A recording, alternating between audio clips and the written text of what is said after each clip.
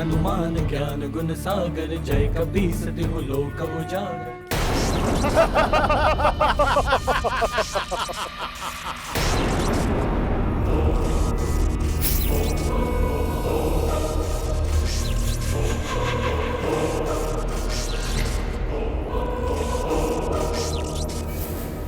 समय व्यतीत होता जा रहा है और यक्षराज मुझे अपनी क्रीड़ा में उलझा रहे हैं। मुझे शीघ्र अतिशीघ्र इस व्यू से निकलना होगा। 4 मार्ग तो दिखाई दे रहे हैं निकलने के लिए और ये कह रहे हैं कि एक ही मार्ग है। प्रभु, यक्षराज ने तो यक्ष व्यू की नहीं मृत्यु व्यू की रचना कर दी है और हनुमान के पास तो दिव्य वरदानों की शक्ति भी नहीं है। अब क्या होगा प्रभु? देवी देवताओं के वरदान अब भले ही हनुमान के पास नहीं है, किंतु उसकी मूल शक्तियां तो उसके पास हैं।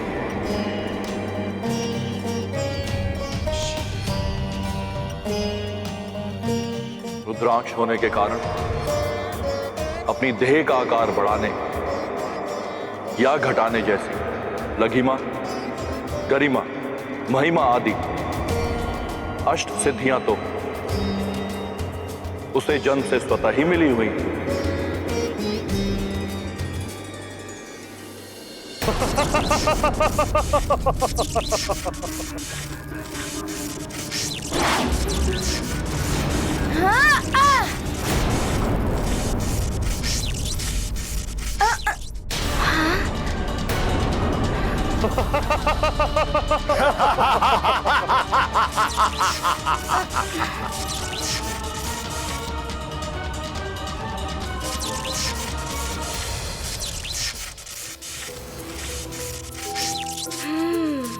तो ये बात है, ये उचित मार्ग नहीं है। मुझे शीघ्र ही उचित मार्ग ढूंढना होगा।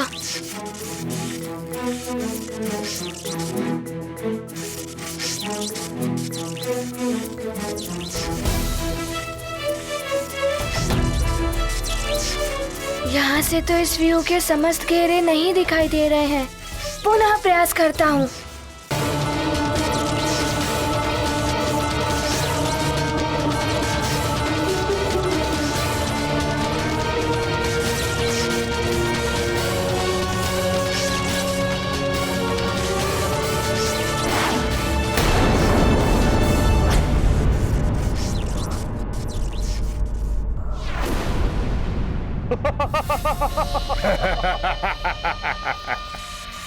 अब स्वर्ग की समय सीमा तक तो क्या, तुम अपने जीवन के अंतिम समय तक इसी यक्ष व्यू में फंसे रहोगे वानर, और इसी में तड़प तड़प कर अंत हो जाएगा तुम्हारा। नहीं यक्षराज, मुझे मेरी माँ को मुक्त कराना है और मैं माँ को मुक्त करा कर ही रहूंगा।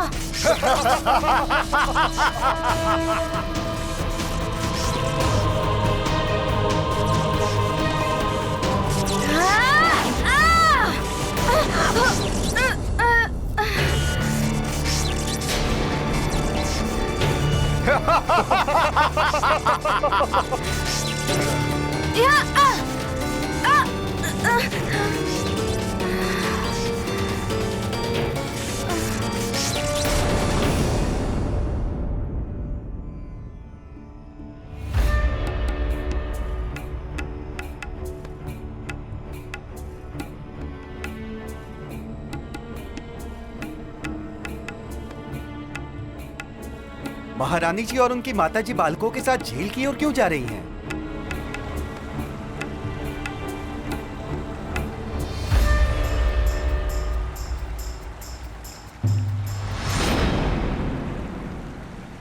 महारानी माँ, आप इस शिला पर अपनी इच्छा लिख दें।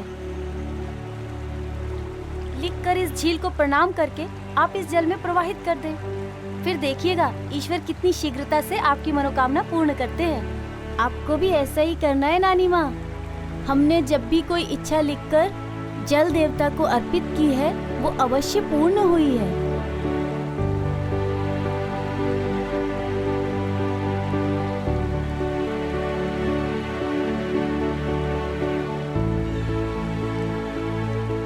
लीजिए, इस खड़िया से लिखिए। ऐसे नहीं महारानी माँ, छुपा कर लिखिए। अपनी इच्छा सबको दिखाकर नहीं लिखते।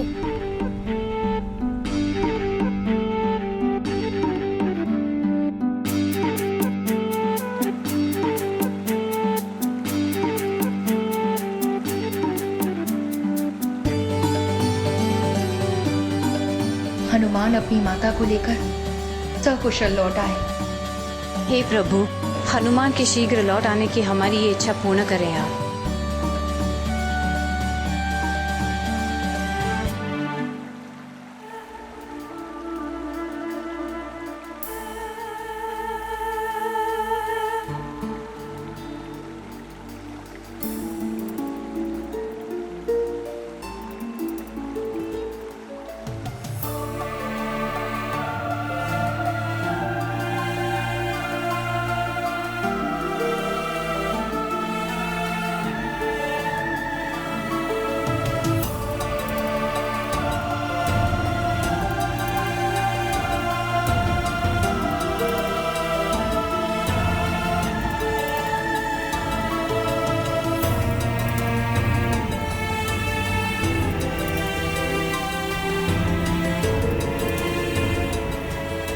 महारानी माँ और नानी माँ की इच्छा पूर्ण हो प्रभु।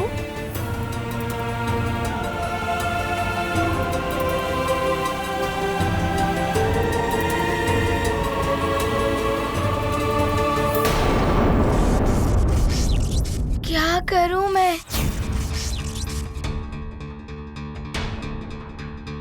माँ, माँ। हनुमान, यदि शांत मन से कार्य किया जाए तो तुम्हारी शक्तियां तुम्हारी मित्र हो सकती हैं, और यदि वही कार्य श्रोत और क्षोभ में किया जाए तो तुम्हारी शक्तियां तुम्हारी ही शत्रु बन जाती हैं।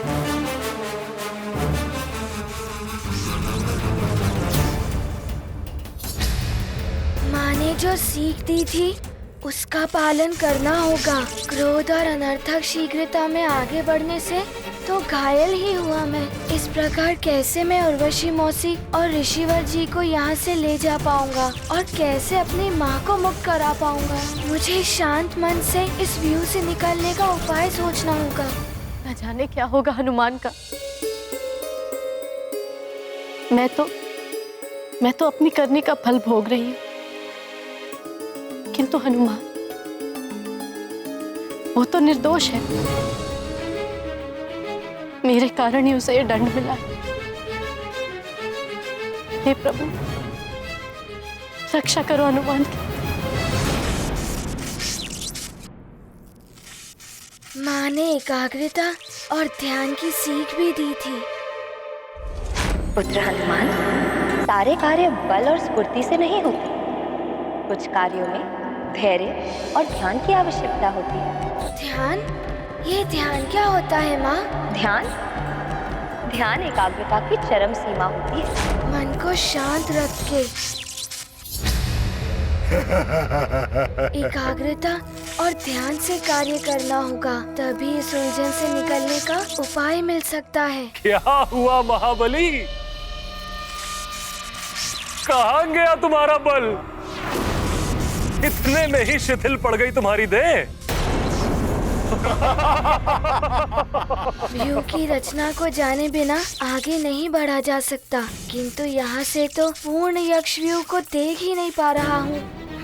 अपना आकार घटाकर इस व्यू की रचना को देखा और समझा तो जा सकता है।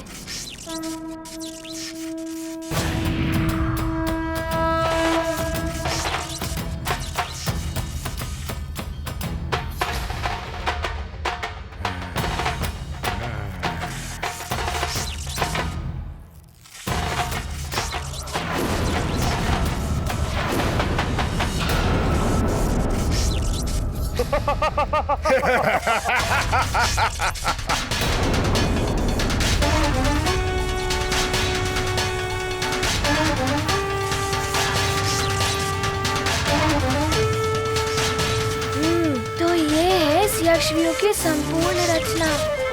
अब पूर्ण एकाग्रता और ध्यान से इस व्यू की रचना को मस्तिष्क में बिठाना होगा।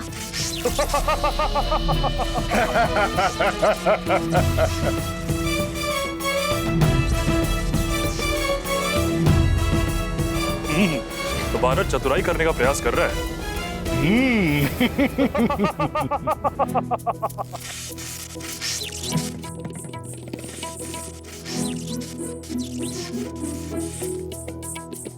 अरे हम भी अपनी इच्छा इन शिलाओं पर लिखेंगे। हाँ, मैं भी लिखकर जल में प्रवाहित करूंगा। हम भी लिखेंगे प्रभु, हमारी भी इच्छा पूरी करेंगे। ये तो उत्तम विचार है। चलो चलो।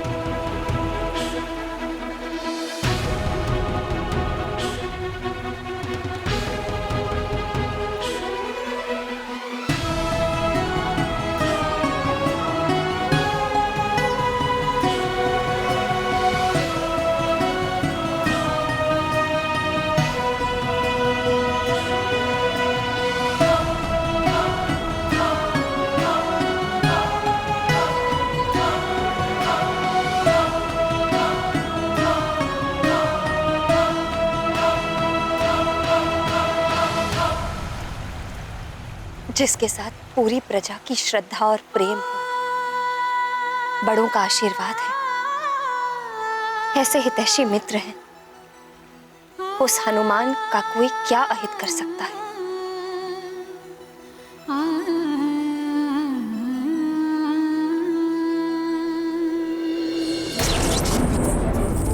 जी भर के देख लो वानर, तुम अपनी देह छोटी करके भी इस यक्षव्यूह से नहीं निकल पाओगे।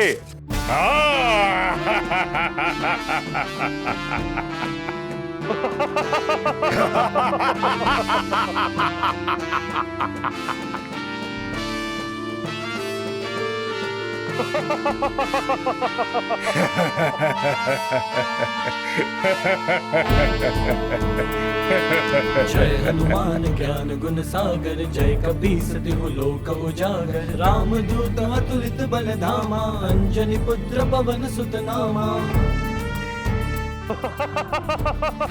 अब मस्तिष्क में सारी व्यू रचना उतर आई है। अब ये व्यू नहीं रोक पाएगा मुझे। कंचन बरन विराज सुबेसा, कानन कुंडल कुंचित के। देख लिया इस यक्षव्यूह को जी भर के। जनेऊ साजय शंकर सुवन केसरी नंदन, तेज प्रताप महाजगवंदन।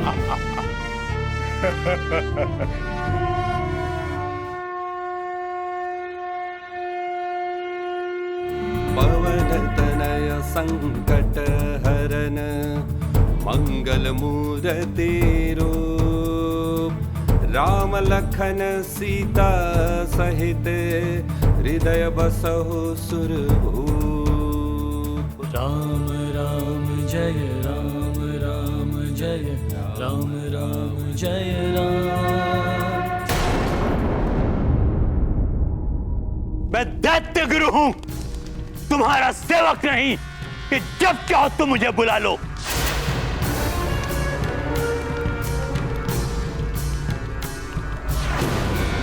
मैंने तुम्हारे लिए क्या क्या नहीं किया, बिना ग्रहण के भी रक्षा कवच सिद्ध करके दिया।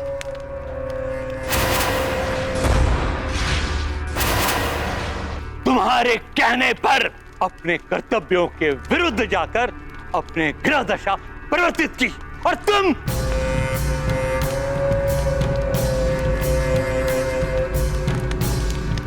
अपनी रक्षा कवच तक नहीं बचा पाए। क्षमा करे, क्षमा करे दैत्य गुरु। भले ही मैं अपना रक्षा कवच नहीं बचा सका, परंतु परास्त होकर पीछे भी नहीं हटाता मैं। और अब भी शांत नहीं बैठा हूं मैं। उस नारायण के नर रूपी अवतार को ढूंढने के लिए अपने विशेष गुप्तचर योद्धाओं को भेजा है। अब नारायण अधिक समय तक नहीं छुप पाएगा, परंतु इस बार पहले जैसी मूर्खता मत कर। दैत्य गुरु, शांत हो जाओ रावण, शांत हो जाओ।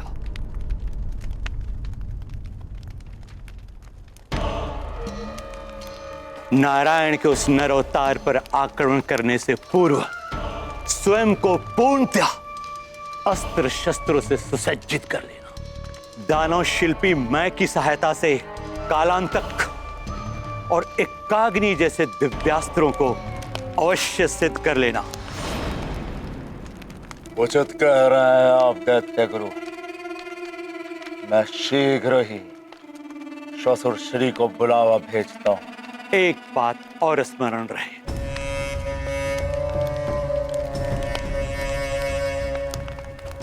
शिव जी की भक्ति ने ही तुम्हें शक्ति प्रदान की है और उनकी शरण कभी मत छोड़ना। शिव जी से जो मिलना था मिल चुका है, अब वो और क्या देंगे? उस दिन भी वो उस वानर और मेरे बीच यदि नहीं आते तो वानर मेरे हाथों मारा जाता। वो नहीं मारा जाता, तुम मारे जाते हनुमान के हाथों। उन्होंने तुम्हारे प्राण बचाए हैं रावण। रावण, इस अहंकार के आवरण को हटाओ अपने नेत्रों से और सत्य को देखना आरंभ करो। हरा कल्याण।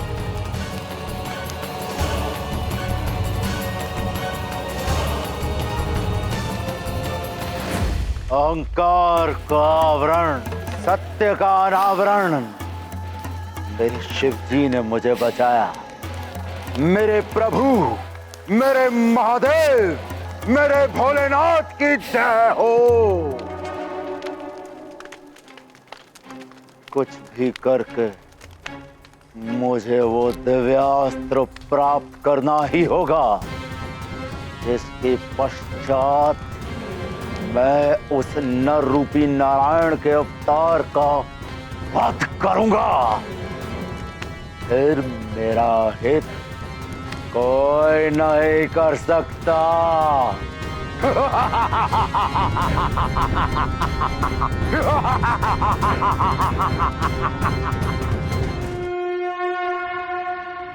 प्रभु मुद्रिका मेलि मुख माही, जल्दी लांघि गए अचरज नाही। दुर्गम काज जगत के जेते, सुगम अनुग्रह तुम्हारे देते।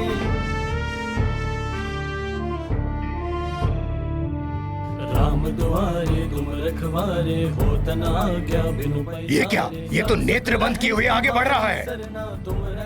बढ़ने दो, मृत्यु की तरफ उठ रहे इसके पांव। समारो आवे तीनों लोक हाँकते का। एक सूक्ष्म त्रुटि और इसका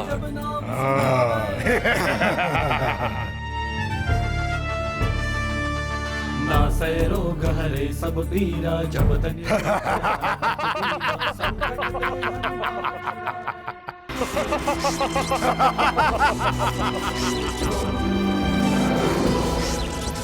ये तो तीसरे घेरे तक आ गया। इसने यक्षव्यूह की रचना को समझ लिया।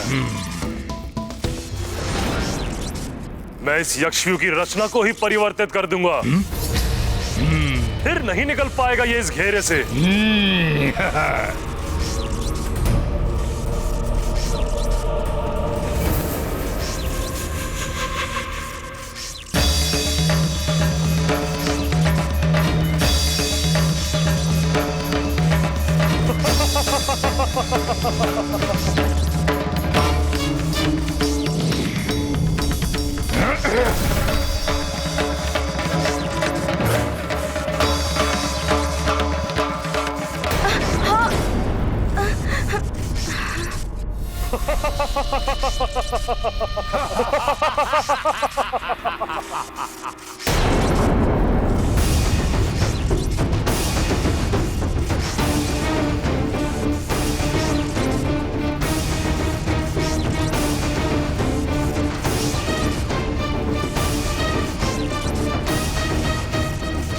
आगे बढ़ के दिखाओ वानर, हमसे चतुराई करने चला था।